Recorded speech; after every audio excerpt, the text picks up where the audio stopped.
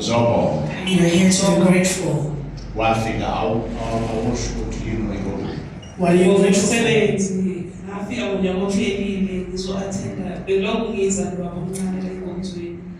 Kwafika isikhathi ubaba wamemezela ukuthi-ke kuzoba nenkonzo yabantu abangasebenzi.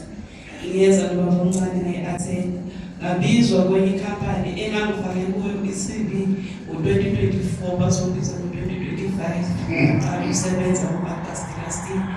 Ngithi angizobonga ubaba emphathweni zasenqabeni ukuthi iqhubeke njalo iphumule ekhayisela.